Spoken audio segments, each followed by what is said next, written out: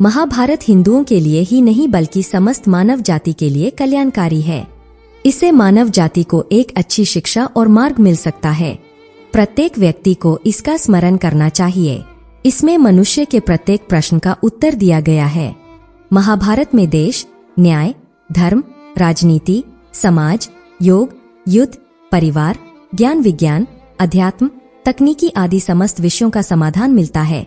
भगवान श्री कृष्ण द्वारा कहे गए उन प्रसंगों से वर्तमान के मनुष्य को बहुत सी सीख मिल सकती है। उस समय कलयुग के बारे में भगवान द्वारा कहा गया वह कड़वा सच आप इस वीडियो में जानेंगे। कृपया वीडियो अंत तक देखें और हमारे ज्ञान कथा चैनल को सब्सक्राइब जरूर करें।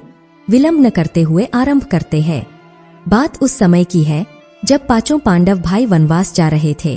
तभी अर्जुन के मन में यह प्रश्न उठा और वह बोले कि हे माधव, क्या आप बता सकते हैं कि कलयुग कैसा होगा?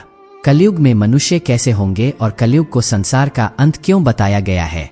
श्री कृष्ण ने कहा कि हे पार्थ, मैं तुम्हें इसका सीधा सीधा उत्तर तो नहीं दे सकता, परंतु आप सभी वन में जाओ और वहां जो भी देखो मुझे बताना, जिससे मैं तुम्हें बताऊंगा कि कलयुग में उसका क्या प्रभाव होगा।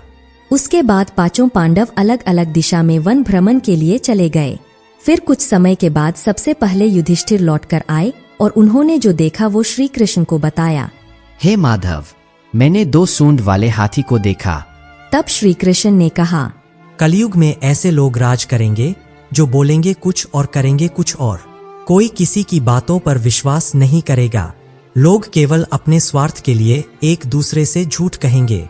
कलयुग में झूठ और अधर्म का साम्राज्य होगा, जिसे मिटाने के लिए मुझे पुनः अवतार लेना होगा।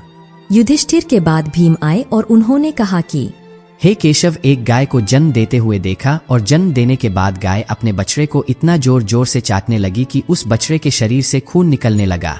भला कोई माँ अपनी संतान को कैसे हानि पहुंचा सकती है? जिसका उत्तर देते हुए श्री कृष्ण बोले, कलयुग में माता पिता की बच्चों के लिए ममता इतनी बढ़ जाएगी कि वो ममता ही उनके बच्चों का जीवन नष्ट कर देगी। बच्चों को अपने विकास का अवसर ही नहीं मिलेगा।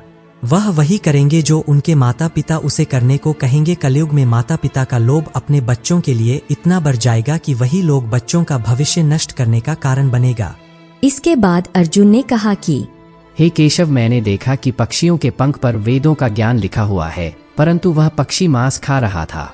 इसका उत्तर देते हुए भगवान कृष्ण बोले, पार्थ, कलयुग में ऐसे मनुष्य होंगे जो बहुत ज्ञानी और महान होंगे, परंतु उनके विचार काले और कुटिल होंगे। वह बड़े पंडित वेदों, पुराणों और ज्ञान विज्ञान की बातें करेंगे, परंतु उनके कर्म राक्षसों जैसे बुरे होंगे। कलयुग में इंसान का लालच संपत्ति को लेकर इतना बढ़ जाएगा कि बड़े से बड़ा ज्ञानी पुरुष भी संपत्ति के मोह में बंध जाएगा और दुष्ट कर्म करेगा। फिर सहदेव आए और उन्होंने कहा कि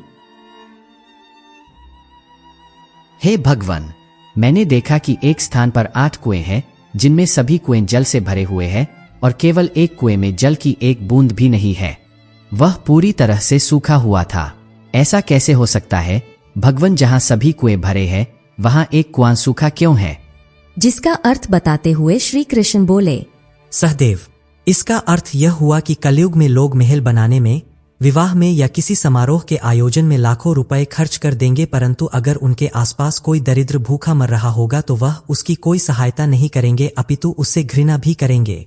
अंत में नकुल वहां आए और बोले कि हे माधव, मैं जब वन में था तो मैंने देखा कि पर्वत के ऊपर से एक विशाल चट्टान लुढ़कते हुए नीचे गिर रही थी। उसके मार्ग में बहुत सारे बड़े बड़े वृक्ष आए, परंतु वह सभी को तोड़ते हुए नीचे गिरने लगी। अंत में वह एक छोटे से पौधे से टकराने पर रुक गई।